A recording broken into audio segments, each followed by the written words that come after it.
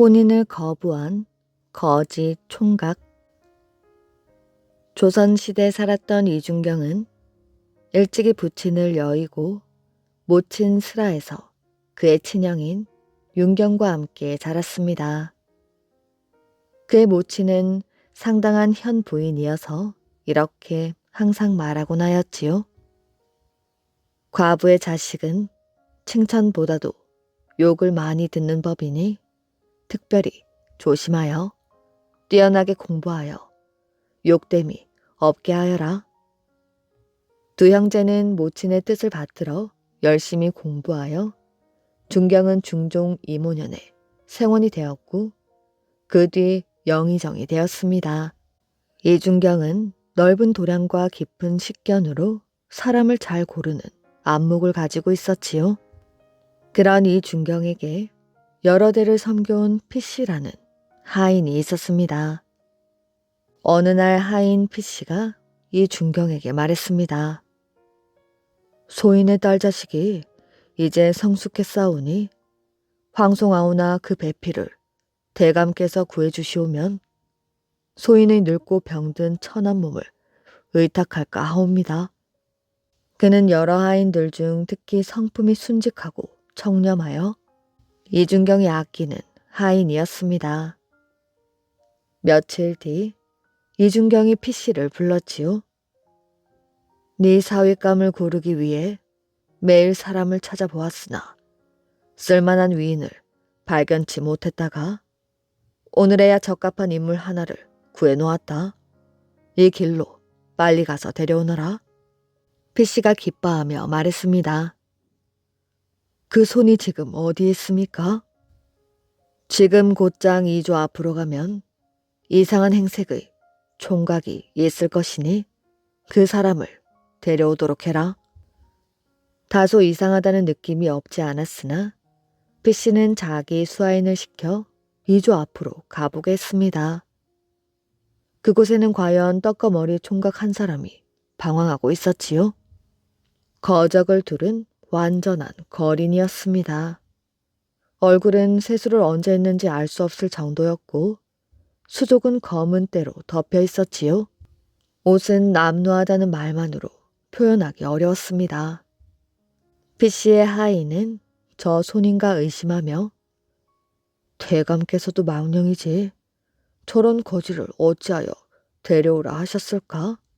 하고 의심했습니다. 하지만 그를 부르지 않을 수가 없었지요. 여보게 총각, 왜 그러십니까? 승상께서 부르시니 나와 함께 가자고. 무슨 이유로 나를 부르시오? 나는 아무런 관계도 없소. 갈 수 없소이다. 총각은 퉁명스레 대꾸했습니다.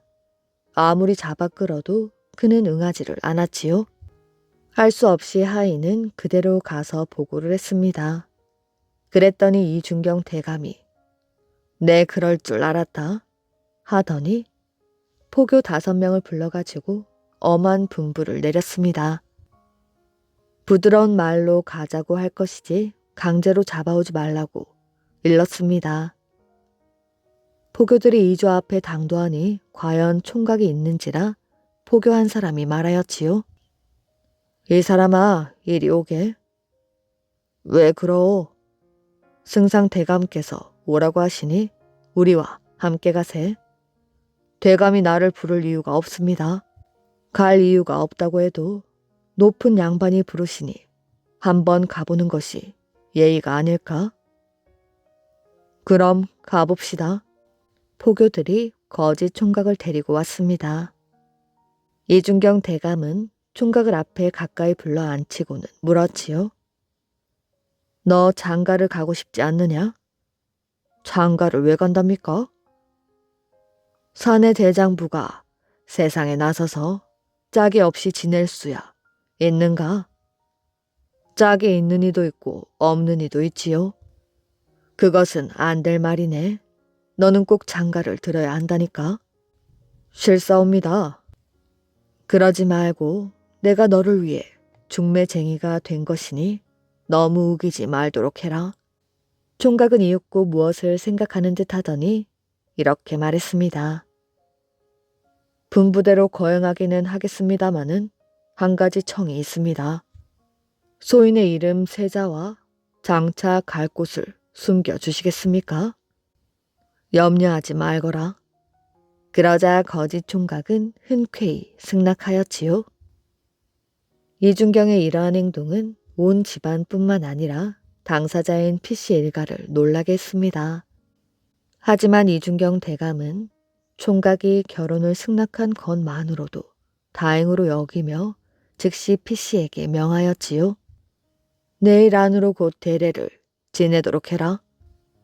그렇게 급하게요? 그렇게 하지 않으면 다른 곳에 뺏기게 될 것이다. 피씨가 머뭇거리자 이준경 대감이 그런 생각을 알고 있는 것처럼 다시 말했습니다. 내 말대로 하기만 하면 아무 일 없을 것이니 그리 알거라. 이준경을 아는 피씨 또한 피할 길이 없는지라 그대로 그 다음날 대례를 지내고 말았습니다. 목욕을 시키고 새 옷을 갈아입히니 거짓 총각의 모습은 그만하면 훌륭하게 보였지요. 여러 사람들이 이렇게 수군수군 되었습니다. 거짓 총각이 꿈도 잘 꾸었군. 피씨에 따른 은근히 이준경 대감을 원망했습니다.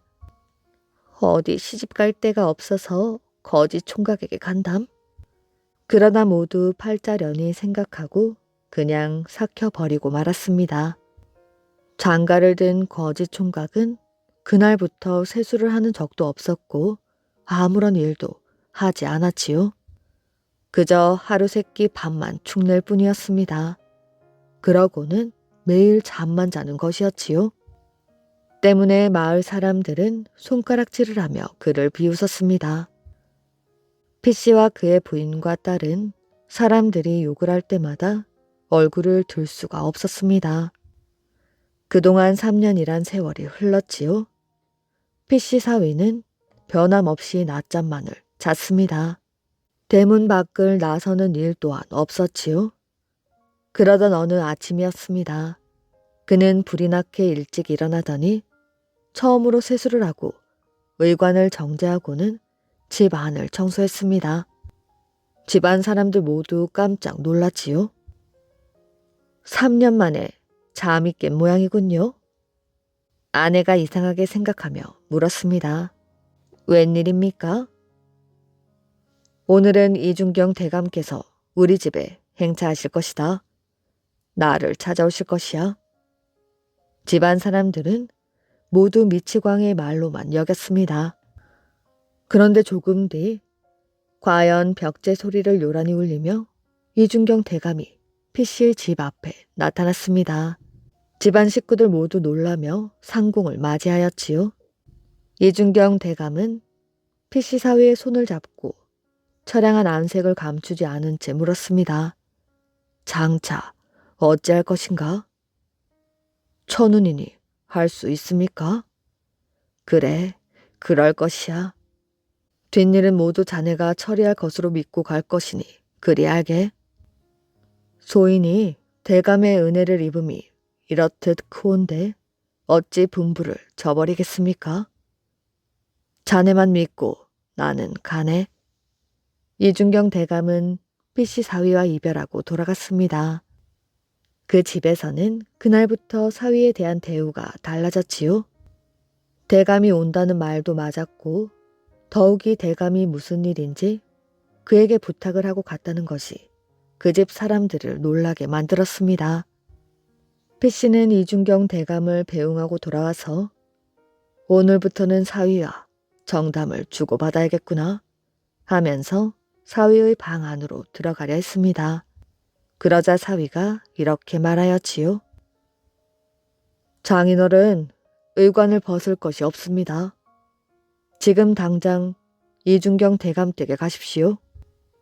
방금 그 집에서 오는 길이라네. 그래도 지금 빨리 가셔야겠습니다. 무슨 일이 있는 것이야? 대감이 지금 바로 운명하시게 되었습니다. 내가 올 때는 아무렇지도 않으셨는데 지금 야단이 났으니 빨리 가보십시오. 피씨가 크게 놀라며 달려갔더니 과연 대감의 집에서는 큰 일이 벌어지고 있었습니다. 남녀 비복들이 들끓고 의원이 왔다 갔다 하고 있었지요. 피씨는 이준경 대감의 베개 머리까지 들어갔습니다. 어쩐 일로 다시 왔는가? 사위놈이 빨리 가보라고 해서 왔습니다. 갑작스레 웬일이십니까? 피씨가 말하자 이준경이 말했습니다. 자네의 사위야말로 비범한 인물이니 내가 없을지라도 그 말을 순종하도록 해라. 이 말을 남기고 조용하게 숨을 거두었습니다. 이준경이 세상을 하직한 날로부터 어느덧 5년이라는 세월이 흘렀지요. 그런데 어느 날 피씨 사위가 불쑥 말했습니다. 오늘부터 장사를 한번 해보았으면 합니다. 미천을 좀 대주십시오. 대주고 말고. 사위가 장사를 시작하면 돈을 벌어 드릴 것이라고 생각했기 때문이었지요. 피씨는 돈 3,000냥을 마련하여 사위에게 주었습니다. 하지만 사위는 집을 떠난 지 반년이 지나도록 아무런 소식이 없었습니다. 그러던 어느 날 사위는 무일푼이 되어 돌아왔지요. 집안 사람들 모두 어이없어 했습니다. 장사에 경험이 없어 그리 되었습니다. 5,000냥만 더 있으면 큰 이익을 볼 것입니다. 5,000냥을 줄 터이니 다시 해보게. 그는 또다시 5,000냥을 가지고 집을 떠났는데 이번에는 1년이 지나도록 아무런 소식이 없었지요. 그러던 중 사위는 어느 날 또다시 빈 털터리가 되어 집으로 돌아왔습니다. 피씨는 속으로 화가 났지만 겉으로 아닌 척을 하며 말했습니다. 매번 손해만 보기만 하니 이제부터 어찌할 것인가? 이제 뺑카를 도로 꽂을 수도 없고 다시 계속해야만 들인 미천이라도 뽑아볼 것입니다. 집과 논밭이라도 모두 팔아서 좀 마련해 주시면 안 되겠습니까? 피씨는 가산을 판 돈 수천 냥을 사위에게 주고 남은 몇백 냥으로 초막을 사서 이사를 갔습니다. 사위는 또 돈을 가지고 집을 떠났지요. 하지만 사위는 또다시 빈손으로 돌아왔습니다. 이번엔 어찌 되었는가? 부끄럽습니다마는 또 허탕입니다. 이제 어찌하겠는가? 무슨 도리가 있지 않겠습니까? 장인 어른 댁 재산은 모두 없어졌으니 이제는 이상궁 댁에 가서 말씀을 좀 해봤으면 좋겠습니다. 두 사람은 이준경 대감의 아들들을 찾아가 공손하게 인사했습니다. 덕열, 예열이라는 두 형제는 반갑게 그들을 맞이했고 또 그들의 청을 들어주었지요. 돈 5,000냥을 가지고 사위는 또 집을 떠났습니다. 1년 뒤 사위는 또다시 빈손으로 돌아왔지요. 그러더니 피씨 사위는 또다시 덕열 형제에게 청했습니다. 이제 아주 끝장을 봐야겠으니 돈이 없으시면 집을 팔아서라도 마지막 미천을 대주십시오. 덕열 형제는 전장을 팔아 조그만 집을 장만하고 남은 돈 수천 냥을 또 내주었습니다. 피씨 사위는 그 돈을 가지고 또 집을 나갔는데 1년이 되도록 돌아오지 않았지요. 여러 차례 장사를 하는 동안 벌써 10년이나 되는 세월이 흘러가고 있었습니다. 피씨 사위가 다시 빈손으로 돌아와서 이 덕열 형제에게 엉뚱한 말을 했습니다. 지난 일에 대해서는 묻지 마십시오. 그동안 소인이 눈여겨보아둔 곳이 있으니 모두 그리로 옮겨가도록 합시다. 서울 살림은 피차 어렵게 되었습니다. 남은 것을 팔아가지고 소인의 처가와 함께 떠나도록 합시다. 앞날을 위해 그리 하는 것이 상책일까 합니다. 부친의 말을 들었는지라 그들 형제는 의의 없이 낙향을 결정했습니다. 두 집의 식솔들이 마차와 소를 이끌고 떠난 지 여러 날이 되었습니다. 모두 피곤해했는데 피씨 사위가 마차와 소를 버리고 산속으로 들어가기 시작하였지요. 높은 산 위에까지 올라간 일행은 큰 바위 위에 걸터 앉았습니다. 그때 사위는 미리 준비해 두었던 백목 수백 피를 꺼내어 각각 바위의 한 끝을 메고 한 끝을 아래로 늘어뜨린 뒤에 말하였지요.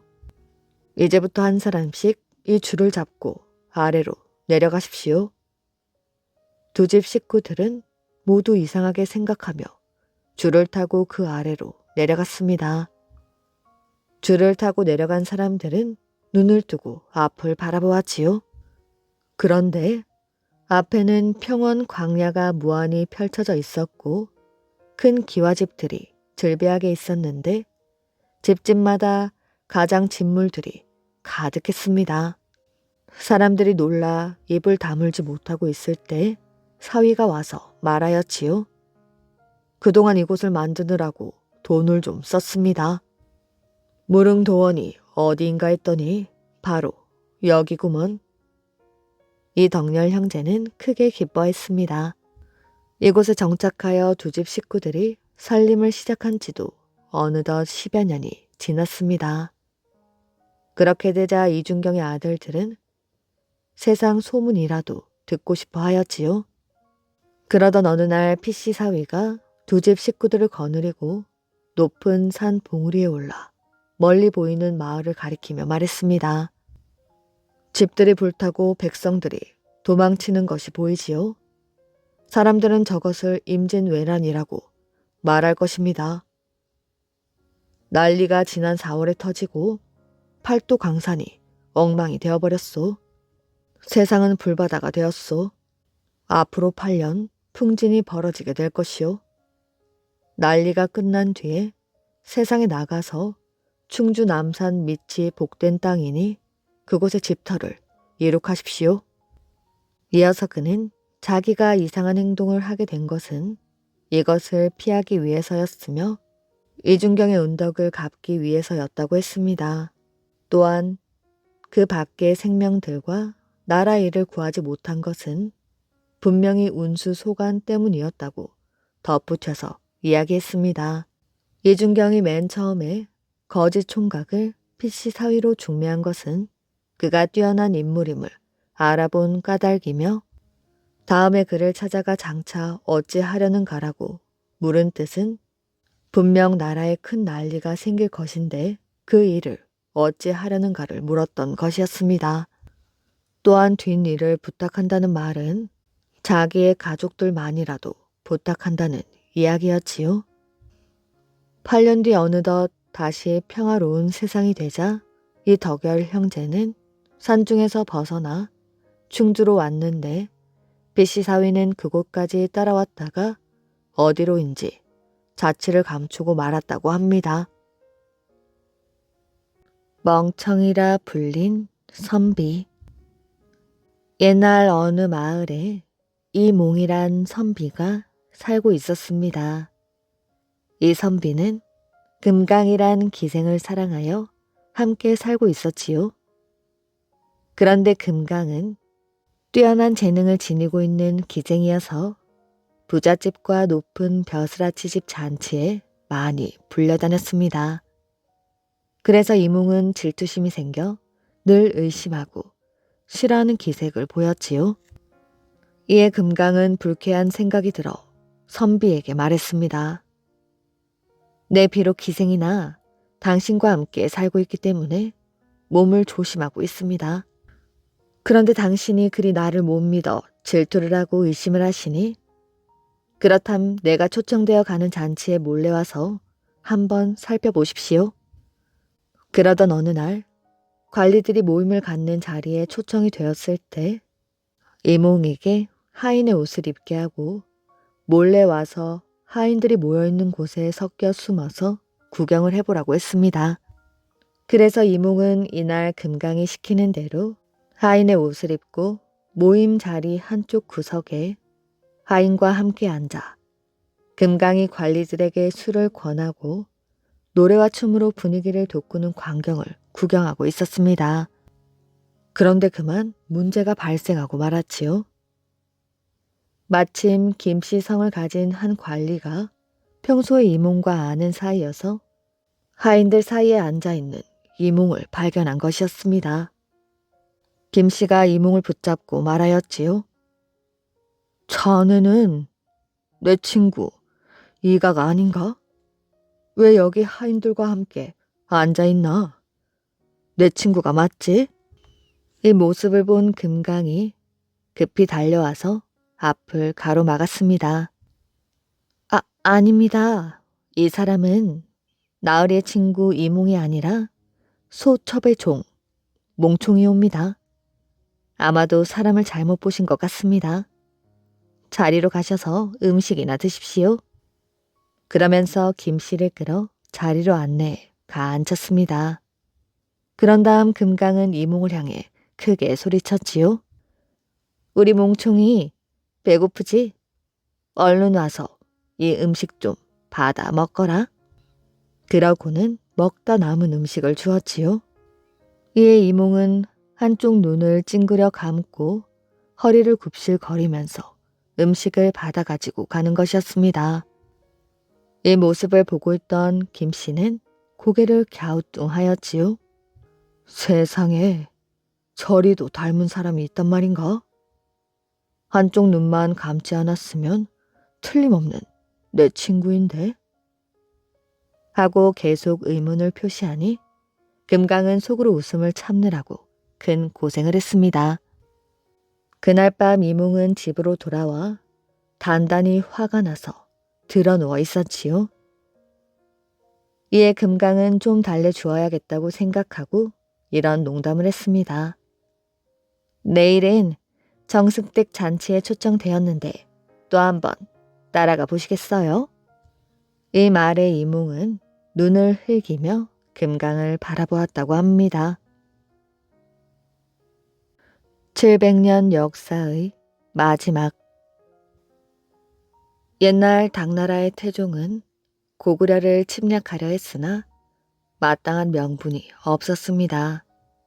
그러던 차에 영계 소문이 영유왕을 죽이고 보장왕을 임금에 앉히는 사건이 일어났지요. 영계 소문은 스스로 망리지에 올라 보장왕보다 더 큰 권력을 휘둘렀습니다. 망리지란 고려 후기 정치와 군사를 다스렸던 최고 지휘의 벼슬입니다. 당태종은 이 사건을 빌미로 고구려를 공격할 생각이었지요. 연계 소문은 자기 임금을 죽이고 제멋대로 새 임금을 세웠을 뿐만 아니라 당나라의 조공을 바치기를 거부하니 그 방자함을 두고 볼 수 없구나. 이때 한 신하가 당태종에게 아뢰었지요. 고구려는 만만치 않은 나라입니다. 더군다나 영계 소문이 단단히 수비를 하고 있을 것입니다. 지금 공격을 한다면 성공할 수 없습니다. 당태종은 신하들의 반대에 뜻을 굽히고 말았지요. 이 무렵 신라가 사신을 보내 구원을 요청했습니다. 백제가 신라의 40여 개의 성을 빼앗고 고구려와 연합해 당나라로 가는 길을 막고 있습니다. 부디 구원병을 보내어 백제와 고구려를 벌하십시오. 당태종은 영계 소문에게 사신을 보내어 크게 다그쳤습니다. 황제께서 이르시길 또다시 신라를 공격하면 대군을 이끌고 고구려를 토벌하겠다고 하시었소. 우리와 신라는 원수 사이가 된 지 이미 오래요. 지난날 수나라가 쳐들어와 정신이 없을 때 신라가 우리 땅 500리를 점령하고 차지하였소. 그 땅을 다시 돌려주지 않는 한 우리는 계속해서 신라를 공격할 것이오. 이것은 당나라가 간섭할 문제가 아니오. 영계 소문은 오히려 큰 소리를 쳤습니다. 이 말을 전해들은 당태종은 수십만 대군을 거느리고 고구려 요동을 공격해왔습니다. 요동성을 점령한 당나라 군대는 그 기세를 몰아 안시성을 포위하였지요. 안시성을 무너뜨리면 곧 평양성이다. 공격을 늦추지 말라. 하지만 당나라가 안시성을 포위한 지 몇 달이 지나도록 성을 함락시킬 수가 없었습니다. 급기야 겨울로 접어들자 얼어 죽는 병사들이 늘어나고 식량마저 떨어지게 되었습니다. 당태종은 결국 안시성을 포기한 채 군사들을 이끌고 돌아가야 했습니다. 승리를 거두지 못한 당태종은 다시 고구려 공격을 계획하였지요. 하지만 신하들의 거센 반대로 뜻을 이루지 못한 채 세상을 떠나고 말았습니다. 당나라의 공격이 잠잠해지자 영계소문은 백제와 연합하여 신라를 공격했습니다. 궁지에 몰린 신라는 당나라에 사신을 보내 구원병을 요청하였지요. 신라와 당나라의 연합군은 물밀듯이 백제를 공격해 단숨에 함락시켜버렸습니다. 보장왕은 백제가 무너졌다는 소식에 놀라 어찌할 바를 몰랐지요. 보장왕이 믿는 사람은 영계소문 뿐이었습니다. 이 일을 어찌하면 좋단 말이오? 연계소문이 자신만만하게 말했습니다. 그게 걱정할 일이 아닙니다. 서린기가 이끄는 당나라 군대도 대패하여 도망을 갔습니다. 제가 살아있는 한 어떤 적도 고구려를 넘보지 못할 것입니다. 연계소문이 있는 고구려는 호락호락한 나라가 아니었습니다. 연계소문의 지휘 아래 군대와 백성과 나라가 한 마음으로 똘똘 뭉쳐 당나라 군대를 물리쳤지요. 그런데 어느 날 갑자기 연계소문이 사망하자 고구려의 상황이 급격히 달라지게 되었습니다. 연계소문의 세 아들이 서로 막리지가 되기 위해 권력 싸움을 시작했던 것이었지요. 평소 이들을 못마땅하게 여기었던 대신들은 남생과 남건, 남산의 사이를 오가며 거짓말로 싸움을 붙이겠습니다. 결국 권력 다툼에서 패한 남생은 살기 위해 당나라로 도망을 갔습니다.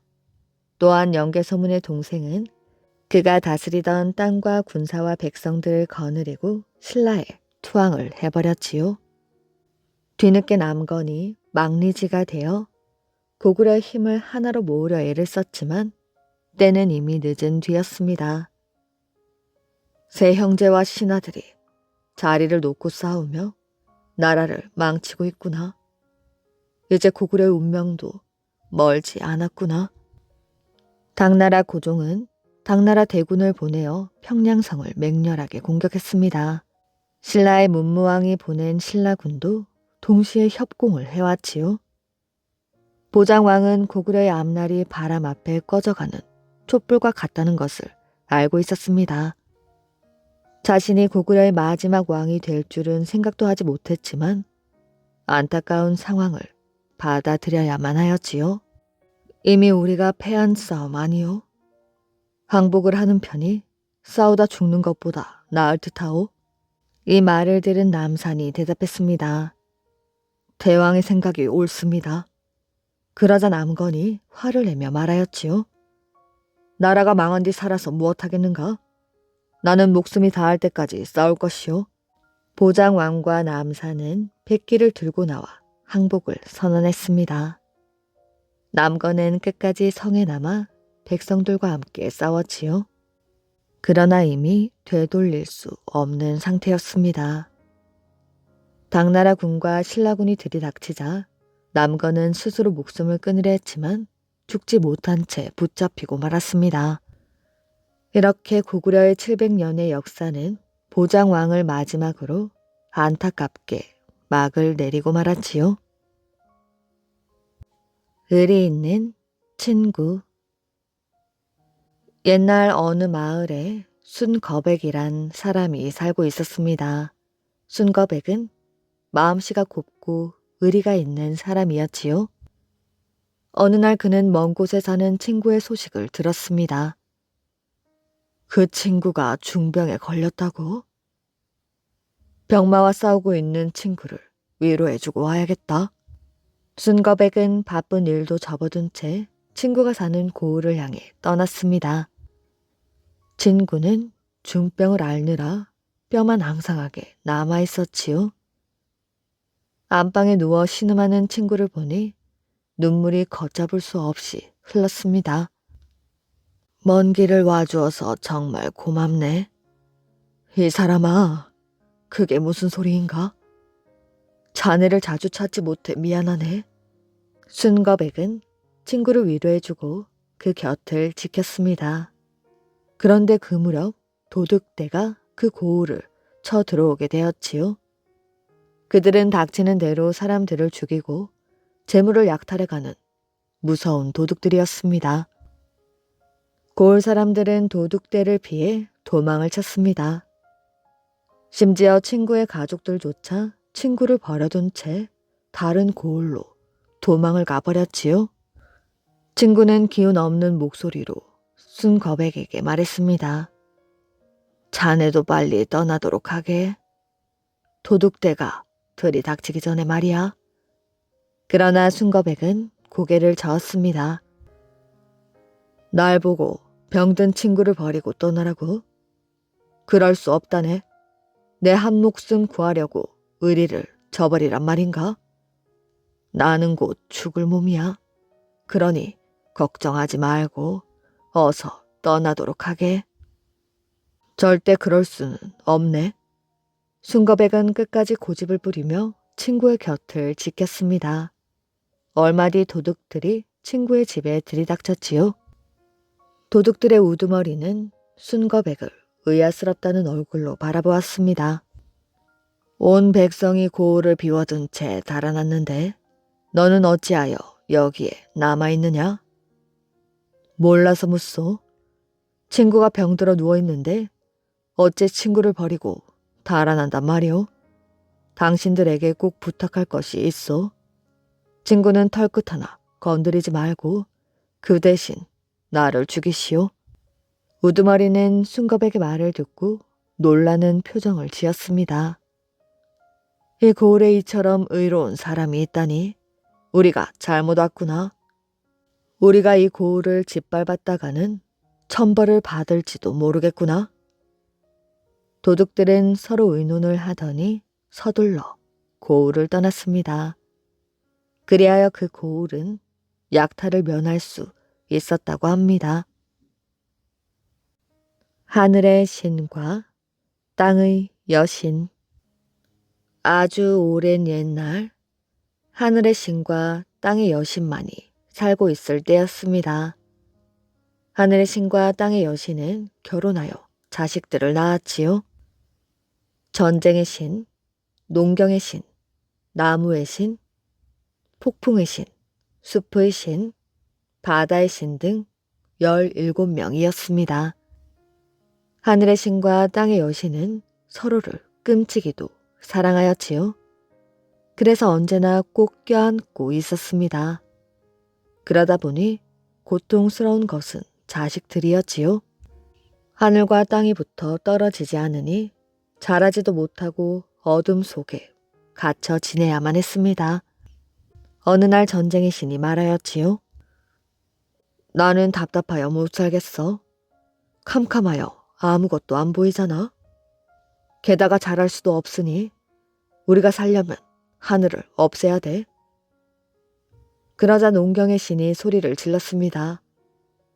그걸 말이라고 하니 하늘은 우리를 세상에 태어나게 해주신 아버지야. 그때 숲의 신이 끼어들었습니다. 옳은 말이야. 하늘을 죽이지 말고 땅에서 떼어놓자. 그렇게 하면 우리가 자라고 놀 수 있는 공간이 생길 것이야. 다른 형제들이 고개를 끄덕끄덕했습니다. 우리는 어머니의 사랑을 받으며 자라야 하니 땅은 밑에 두고 아버지인 하늘은 위에 두자는 거잖아. 그렇지, 그 방법이 가장 좋겠다. 조용히 듣고 있던 폭풍의 신이 갑자기 큰 소리를 질렀습니다. 좋긴 뭐가 좋아. 너희들은 어찌 아버지와 어머니를 갈라놓을 생각을 하니? 서로 좋아 저렇게 꼭 껴안고 있는데 하늘과 땅을 갈라놓아? 그러다 죄 받는다. 그러나 다른 형제 신들은 폭풍의 신이 하는 말에 귀를 기울이지 않았습니다. 하늘과 땅을 떼어놓기로 결정해버린 것이었지요. 잘 보라고. 내가 하늘과 땅을 떼어놓을 테니 말이야. 이렇게 큰 소리를 치며 앞으로 나선 것은 농경의 신이었지요. 그는 하늘을 위로 올리려고 젖먹던 힘을 다했습니다. 그러나 겨우 풀이 자라나는 높이만큼 떼어 놓았을 뿐이었지요.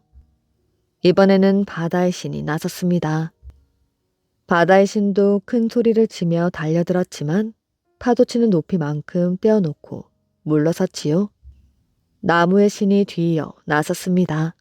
나무의 신은 하늘을 들어 올리려고 팔에 힘을 주었습니다. 그러나 나무가 자라나는 높이만큼 들어 올리는데 그쳤지요. 마지막으로 나선 것은 숲의 신이었습니다. 그는 다른 형제들보다 힘도 좋고 머리도 좋았습니다. 머리를 땅에 박고 물고 나무를 서더니 하늘을 힘껏 들어 올렸지요. 그러자 하늘과 땅이 엄청나게 벌어졌습니다. 이렇게 하늘과 땅을 떼어 놓으니 형제 신들은 살 것 같았지요. 어둠뿐이던 세상에 빛이 들어와 아주 밝아졌기 때문이었습니다. 그리고 넓은 공간이 생겨 식물과 동물과 사람이 어우러져 편안하게 살 수 있게 되었습니다. 하지만 하늘과 땅만은 슬픔을 감추지 못하였지요. 뜨겁게 사랑하면서도 멀리 떨어져 살아야 하기 때문이었습니다. 그래서 하늘과 땅은 지금도 서로를 그리워하며 눈물을 흘리는데 사람들은 이것을 빛 또는 이슬이라고 부른답니다. 남편을 잃은 여인의 마지막 한마디. 옛날에 어느 선비 하나가 향시의 장원을 하고 서울로 회시를 보러 가던 길에 비를 만나 객점을 찾지 못한 채 어느 마을에 이르게 되었습니다. 마을이 끝난 지점에 울타리를 두른 집이 있었는데 한 소녀가 문 옆에 비스듬히 기대고 서서 바람에 날리는 꽃잎을 잡으며 방긋방긋 웃고 있었습니다. 임생은 그녀를 쳐다보고 그만 정신을 빼앗겨 가까이 가서 말을 걸어보았지요.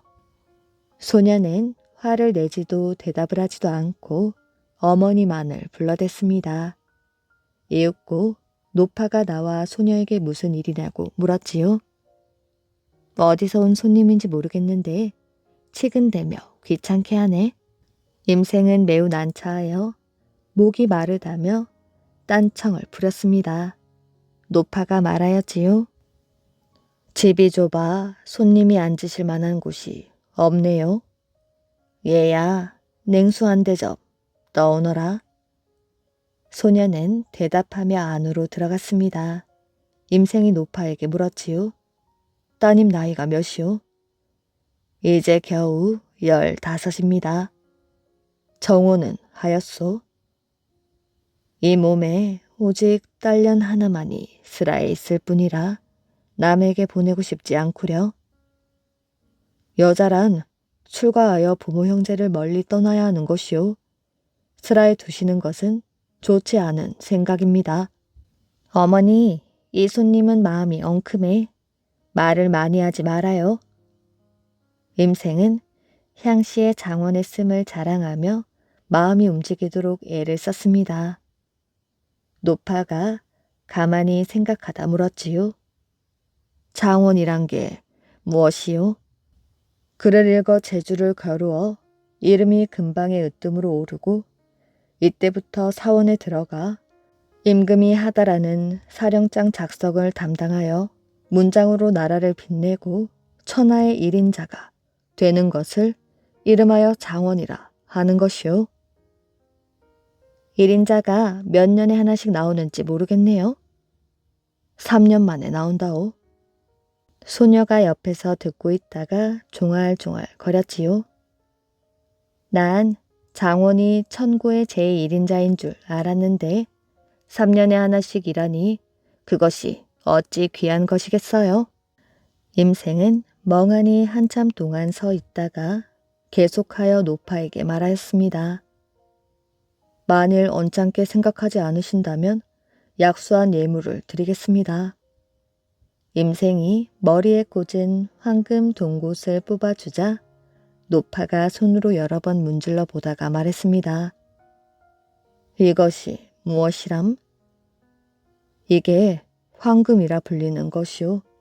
추우면 옷을 만들어 입을 수 있고 배고프면 밥을 지을 수 있으니 진짜 보물이지요.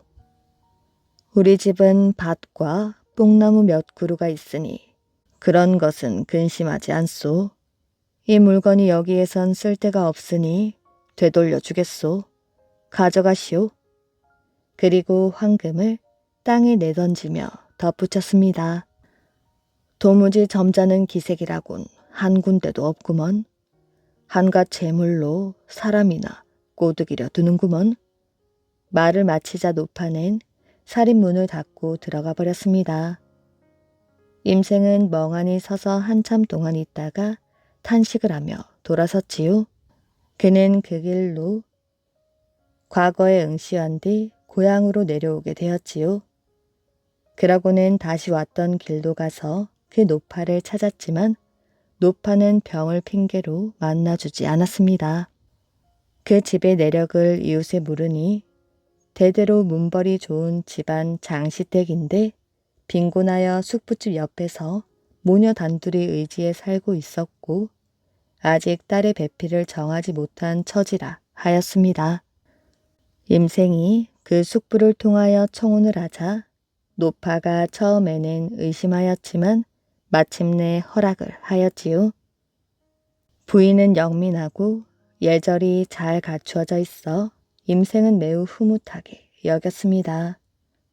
그런데 몇 년이 못 가서 임생은 그만 불행히도 아들 하나를 남기고 세상을 떠나고 말았습니다. 부인 장씨는 외아들을 키우고 수절하며 부인의 도리를 극진히 하였지요. 그 외아들이 장성하여 자녀를 많이 낳았으므로 장씨 나이 80이 되었을 때 손자 증손자들이 슬하에 번성하였습니다. 장씨는 임종이 가까워오자 손자와 증손자 그리고 며느리들을 불러 침상에 둘러앉힌 다음 입을 열었습니다.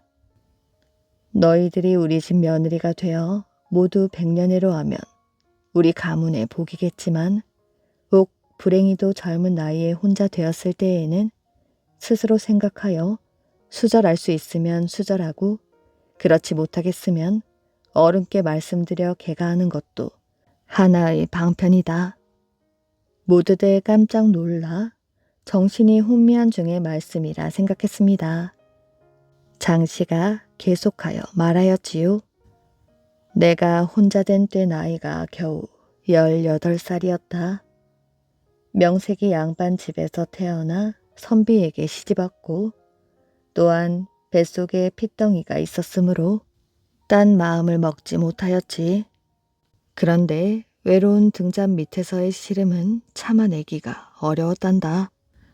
마침 시부님 누이의 아들 모씨가 차랑방에 묵게 되었는데 병풍 뒤에 그분의 아름다운 모습을 보고 나도 모르게 마음에 감정이 일어나더구나.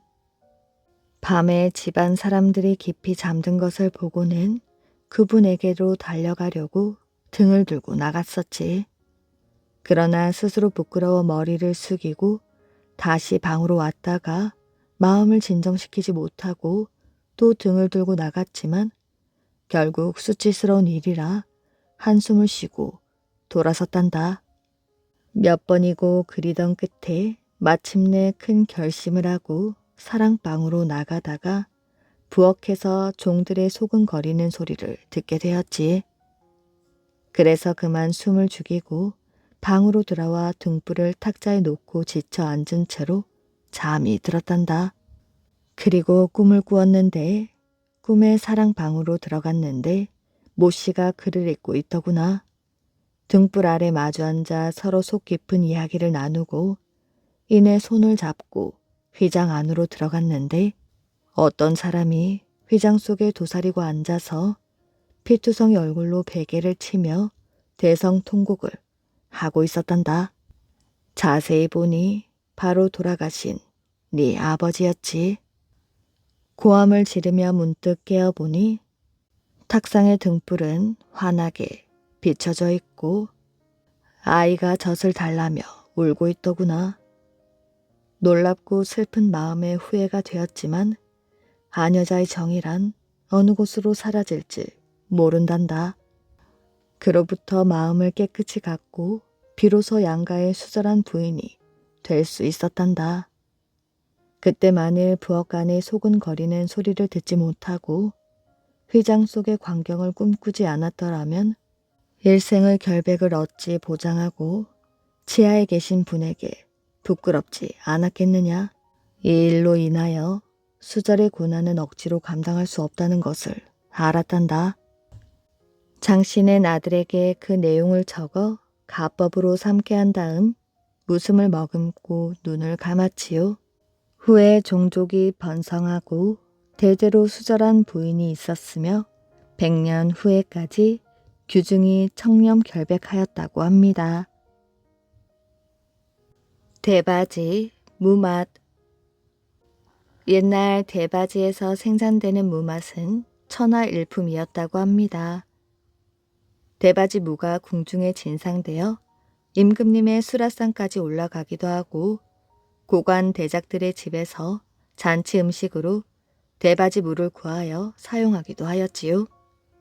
그래서 이곳에 부임해 오는 원님은 꼭 대바지 무를 먼저 맛본다고 합니다. 새로 부임해 온 원님이 대바지 무맛이 일품이라는 말을 들어왔는지라 부임하자마자 이방을 불러 재촉하였지요.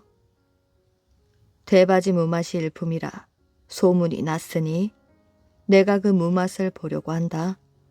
그러니 빨리 가서 대바지 무를 구해 가지고 오너라. 분부를 받은 이방은 아전을 시켜 대바지 무를 구해 오도록 지시했습니다. 이 아전은 아무 곳에나 흔하게 있는 물을 두고 그까지 물을 구하기 위해 대바지까지 가려면 길도 멀고 다리도 아파 꾀를 내었지요.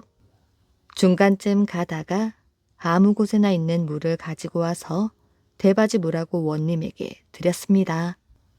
원님은 대바지 무맛에 대한 기대가 컸던지라 받자마자 한 입 덥석 씹어 물었지요.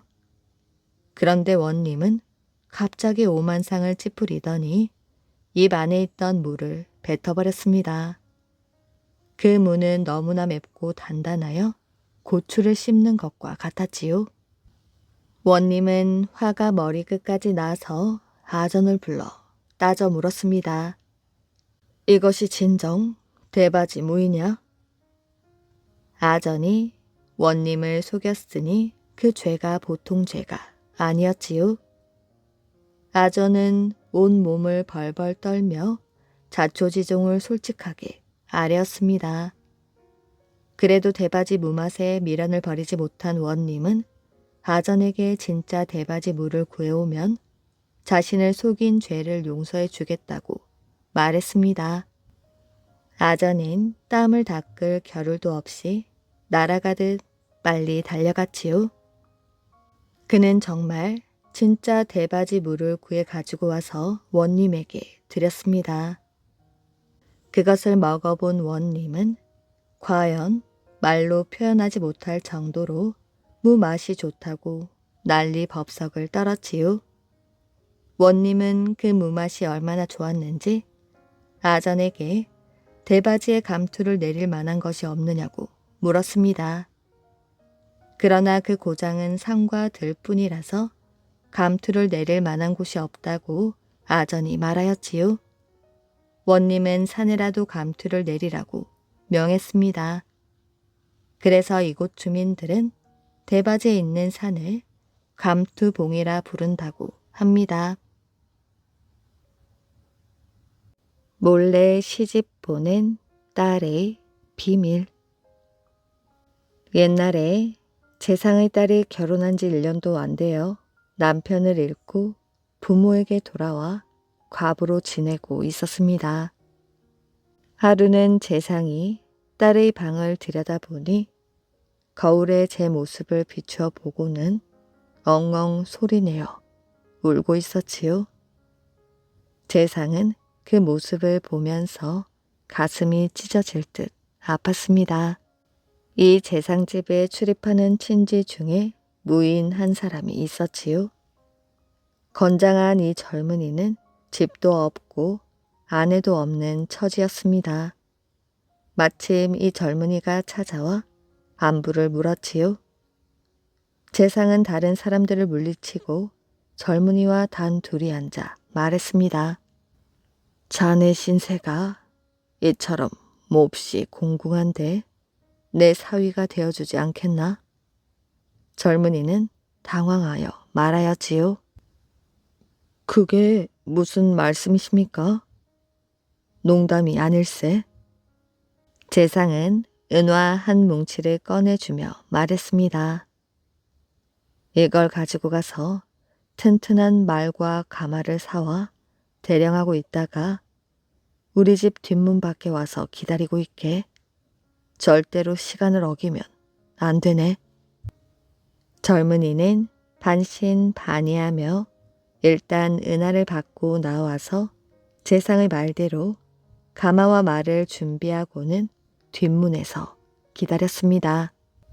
어둠 속에서 재상이 한 여인을 데리고 나와 가마 안으로 들게 하고는 이렇게 말하였지요.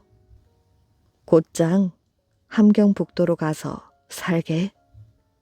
젊은이는 무슨 곡절인지도 모른 채 가마를 따라 도성을 나섰습니다. 재상은 안방으로 들어가 곡을 하며 말하였지요. 내 딸이 자결했다. 집안 사람들은 놀라고 당황하여 모두 슬피 울며 초상난 사실을 알렸지요. 재상이 또 말했습니다. 내 딸은 평생 자기 모습을 남에게 보이고 싶어 하지 않았으니 내가 직접 염습을 하겠다. 그러고는 홀로 이불을 둘둘 말아 시체 모양을 만들더니 그 위에 이불을 덮은 다음 그제서야 시댁에 소식을 전했습니다. 몇 년 뒤 재상의 아들이 암행어사가 되어 함경북도를 시찰하다가 한 고을에 이르렀습니다. 묵을 곳을 찾아 어느 집에 들어가니 주인이 나와 맞이하였지요. 그 곁에서 두 아이가 책을 읽고 있었는데 얼굴이 자기 가족의 얼굴과 퍽 닮아 보였지요. 참으로 이상한 일이라 생각했지만 날도 이미 저물었고 피곤하기도 하여 그대로 머물러 묵었습니다. 그런데 깊은 밤 문득 한 여인이 나오더니 암행어사의 손을 잡고 울었지요. 놀라 자세히 들여다보니 바로 죽은 누이 동생이었습니다. 아버지를 분부를 받아 여기와 살며 벌써 아들 둘을 두었습니다. 아까 보신 아이들이 바로 제 아들이에요. 암행어사는 깜짝 놀라 아무 말도 못하였습니다. 그리 있다가 새벽이 되자마자 작별하고 떠났지요. 암행어사는 조정에 들어와 시찰 결과를 보고하고 집으로 돌아왔습니다. 밤에 아버지를 모시고 앉아있다가 조용한 때를 틈타 소리 죽여 말하였지요. 이번에 함경북도를 나갔다가 괴이한 일이 있었습니다. 그러자 재상은 눈을 부릅뜨고 아들을 노려보며 아무 말도 하지 않았습니다. 아들은 감히 발설하지 못하고 물러나왔지요. 겨울의 신. 옛날 러시아에 혼자 딸을 키우는 아버지가 있었습니다. 어느 날 아버지는 그와 마찬가지로 혼자 딸을 키우는 한 여자와 결혼을 하였지요. 새 어머니는 남편의 딸을 괴롭히기 시작했습니다. 딸은 착했지만 새엄마 눈에는 제대로 일도 못하고 아는 것도 없어 보였지요. 저 애를 내 눈에 보이지 않게 해줘요.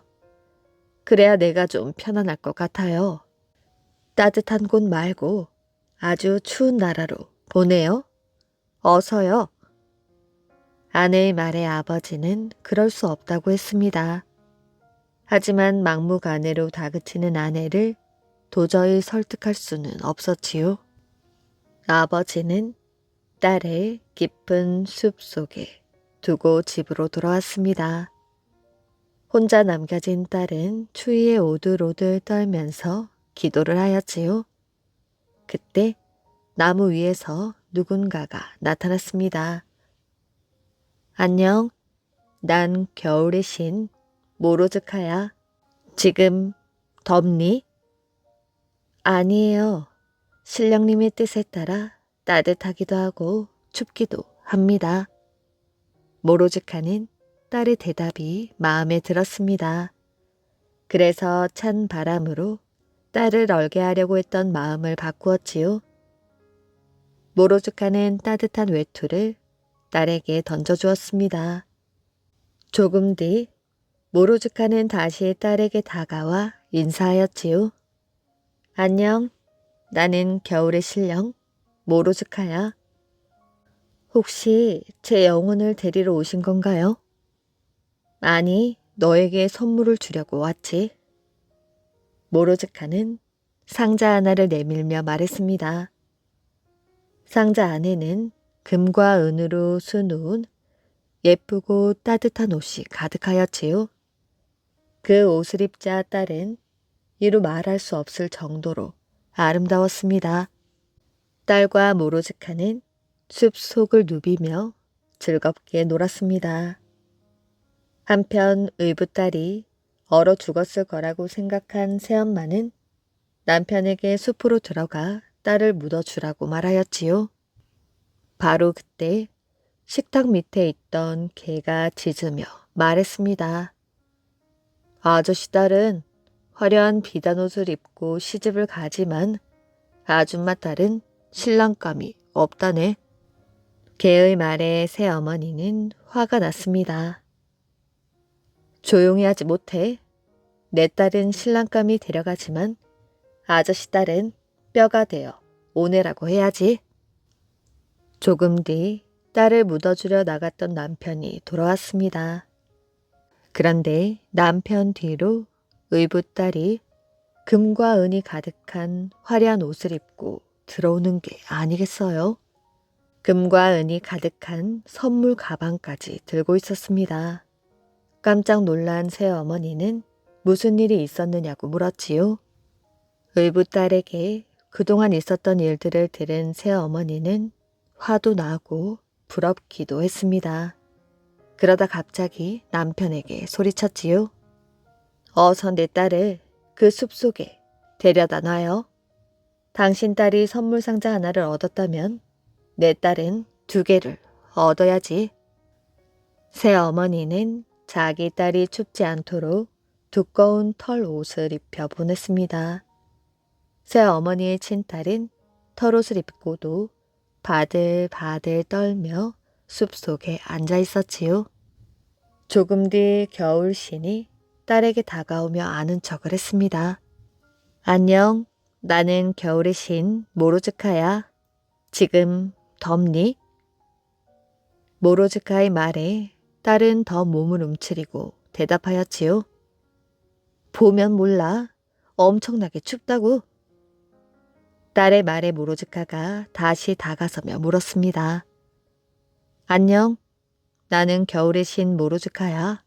지금 덥니? 딸은 화가 나서 큰 소리로 말하였지요. 가까이 오지 마. 너 때문에 더 춥잖아. 모로즈카는 점점 더 딸에게 다가가 마침내 딸을 얼게 했습니다. 다음날 새어머니는 남편을 재촉하여 숲으로 보내었지요.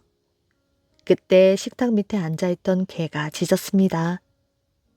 아저씨 딸은 신랑감이 데려가지만 아줌마 딸은 뼈가 되어 돌아오네. 새어머니는 개를 두들겨 팼지요. 조금 뒤 남편이 혼자 돌아왔습니다. 딸의 뼈만 가지고 말이지요. 새어머니는 남편을 부둥켜 안고 엉엉 우는 일밖에 할 수 있는 일이 없었답니다. 5월에 찾은 홍씨. 옛날 어느 마을에 효자 도씨가 살고 있었습니다. 집안이 가난하여 숯을 구워 팔고 나무를 해다 팔아서 홀 어머니를 복량하였지요. 그런데 어느 날인가는 나무찜을 부려 놓아도 사가는 사람들이 없었습니다. 효자는 늦게까지 장터에 남았다가 헐값에 나무를 팔고 집으로 향하였지요. 날도 저물고 돈도 많이 벌지 못했지만 효자는 잊지 않고 어머니에게 해드릴 고기를 싸서 지게 꼭대기에 달아매고 집으로 가는 길을 재촉했습니다. 날은 이미 어두워져 어머니가 걱정이 되었지요. 이렇게 바삐 길을 걷는데 지게 끝에서 뭐가 휙 날아가는 것이 보였습니다. 깜짝 놀라 지게를 벗어보니 지게 끝에 메어 달고 오던 고기가 감쪽같이 사라져 버렸지요. 날 짐승이 순식간에 고깃덩이를 낚아채간 것이었습니다. 이 못된 짐승아, 우리 어머니는 뭘 잡수시라고 하필이면 그 고기를 빼앗아 가는 것이야. 하지만 그냥 울고 있을 수는 없었지요. 어머니가 기다리실 것을 생각하고 다시 일어나 부지런히 길을 걸었습니다. 어머니와 부인이 효자를 기다리며 집 앞에서 서성이고 있었지요. 어찌하여 이리 늦으셨어요? 얘야, 무슨 변이라도 생겼나 걱정했단다. 그러나 한마디도 않고 있는 남편을 보고 부인이 물었습니다. 무슨 일이라도 생겼어요? 어머님께 드리려고 사오던 고기를 어떤 짐승이 훔쳐갔소. 그 고기는 벌써 어머님 저녁상에 올렸는데요. 이렇게 말하며 부인은 석쇠 위에 남아있는 고기를 가리켰습니다. 어머니도 웃으며 효자에게 말하였지요. 오늘 고기는 유난히도 맛있더구나. 짐승이 물어다 준 고기라서 그런가 보구나. 효자는 도무지 이해가 되지 않았습니다. 늦도록 안 와서 혹시나 하는 마음에 당신 마중을 나갔습니다. 그런데 솔개가 무엇을 툭 떨어뜨리는 게 아니겠어요? 들여다보니 고기 덩어리였는데 늘 당신이 사오던 그만큼의 양이더군요. 그래서 당신이 먼저 솔개에게 보낸 줄 알고 제주도 용하다고 생각했어요. 부인의 말이 믿기 힘들었지만 효자는 짐승이 자신의 마음을 이해해 준 것 같아 마음속으로 고마웠습니다. 그로부터 얼마 뒤 효자의 집안에 큰 일이 생겼지요. 어머니가 병에 걸려 몸져 누운 것이었습니다. 정성껏 음식을 해드려도 모두 다 맛이 없다 하시며 아무것도 드시지 못했습니다. 효자 부부는 혹 입맛을 되찾을 방법이 없을까 거듭 여쭈어 보았지요.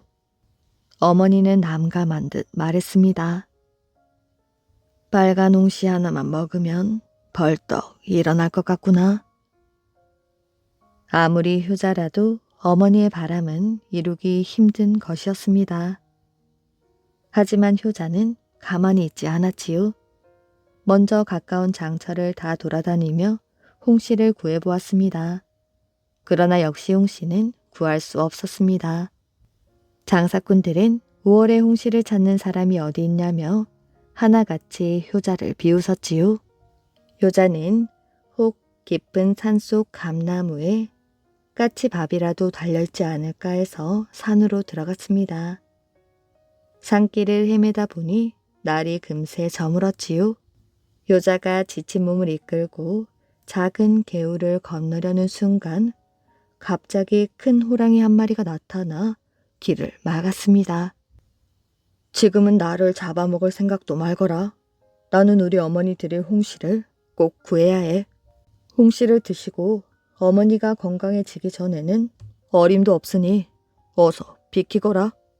그러자 호랑이가 어슬렁어슬렁 앞으로 다가와 고개를 숙이며 인사하는 척을 했습니다.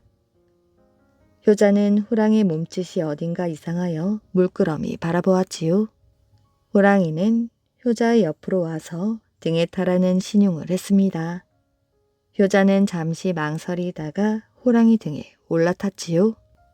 호랑이는 효자를 태우고 나는 듯 어디론가 달려갔습니다. 호랑이는 새벽녘이 되어서야 효자를 어느 집 앞에 내려다 주었습니다.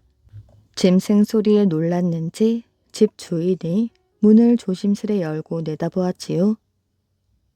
죄송합니다. 하루 저녁 신세를 질까 하여 왔습니다. 효자는 상복을 입은 집 주인에게 조심스레 말하였지요. 예, 잘 오셨습니다. 오늘이 마침 아버님 기일이라 막 제사를 지냈답니다. 어서 드시지요. 집주인은 효자에게 제사 지낸 음식을 차려내왔습니다. 그런데 상에 먹음직스런 홍시가 놓여있지 않겠어요? 홍시를 보자 효자는 눈물이 쏟아졌습니다.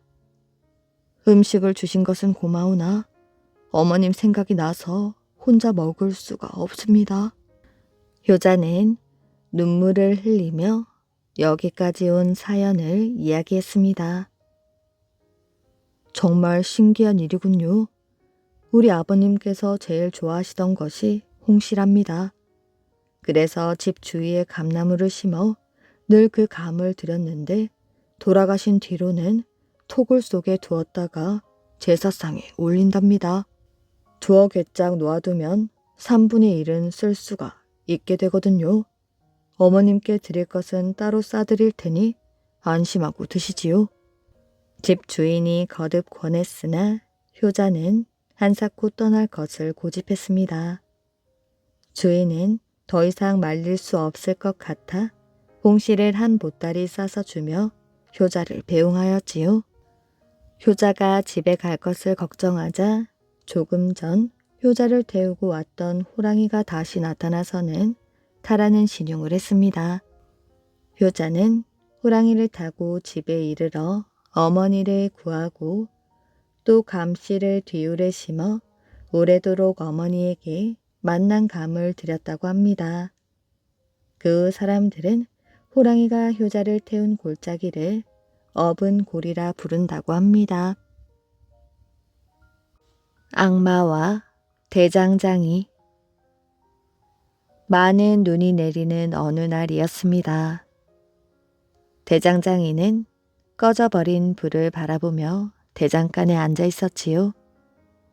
그는 마음이 넓고 성실한 사람으로 마을 사람들이 모두 그를 좋아했습니다. 대장장이는 자신이 가난하다는 사실을 부끄러워하지 않았지요. 하지만 얼마 전부터 일거리가 없어 아이들을 제대로 먹일 수가 없었습니다. 똑똑똑 누군가 문 두드리는 소리가 들렸습니다. 대장장이가 문을 열자 그곳에는 마른 몸에 키가 크고 금 장식이 붙은 옷을 입은 한 남자가 서 있었지요. 그 사람은 다름 아닌 불행한 일을 좋아하는 악마였습니다. 그는 한참 동안 아무 말 없이 대장장이를 뚫어지게 바라보았지요. 그러더니 입을 열었습니다. 자네가 불쌍하여 찾아왔네. 자네가 바라는 만큼 많은 일을 주지. 그 대신 자네는 나에게 자네의 영혼을 줘야 하네. 마음씨 고운 대장장이는 굶주림에 지친 아이들을 위해서는 무슨 일이든 할 수 있었습니다. 그렇지만 대장장이는 어리석은 사람은 아니었지요. 좋아. 그럼 내가 얼마나 살 수 있지? 대장장이가 악마에게 묻자 악마는 부자로 10년을 살 수 있게 해준다고 말했습니다. 아니, 그건 너무 짧아. 나는 내 아이들이 크는 것을 보고 싶거든. 대장장이의 말에 악마는 비웃음을 지으며 대답했습니다. 그럼 15년을 살게 해주지. 대장장이는 악마의 대답이 마음에 들지 않았습니다. 20년이 아니라면 나도 내 영혼을 팔지 않겠어. 악마는 하는 수 없이 대장장이의 바람대로 해주었습니다.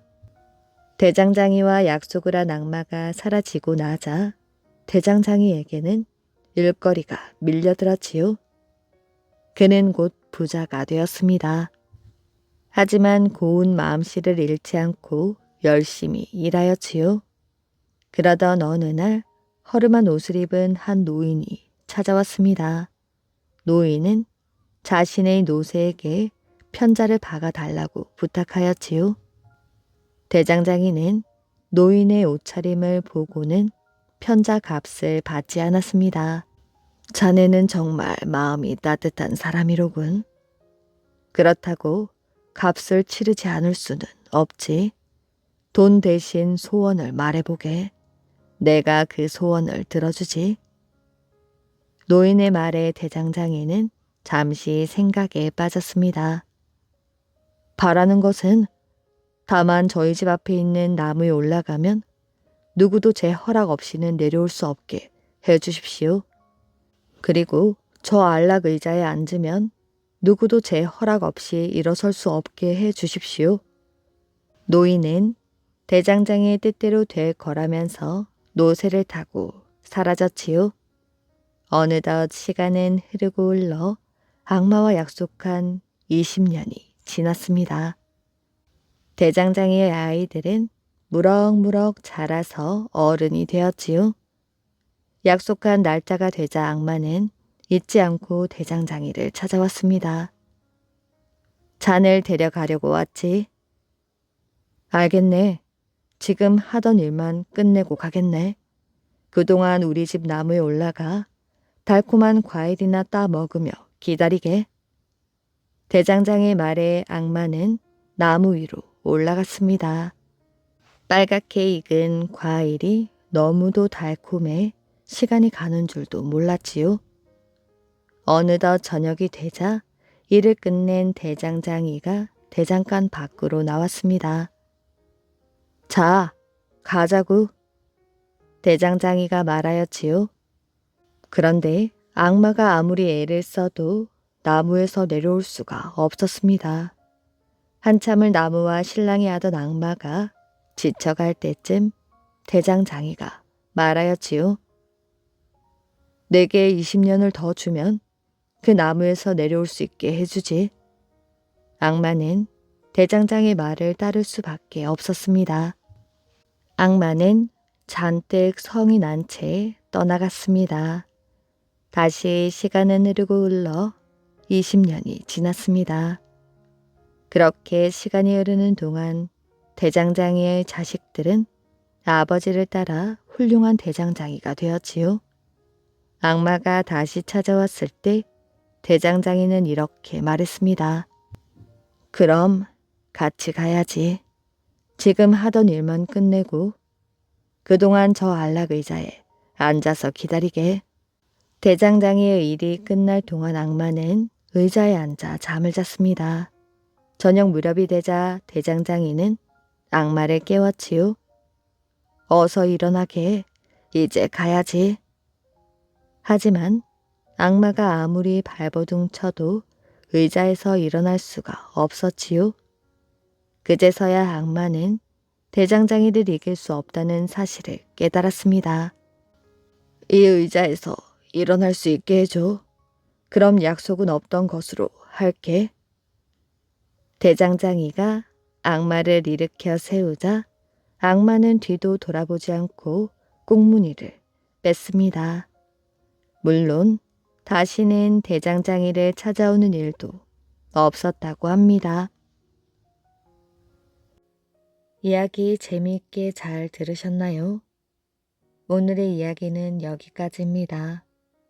오늘도 이야기를 들어주셔서 정말 감사합니다. 오늘도 편안한 밤 되시길 바랍니다.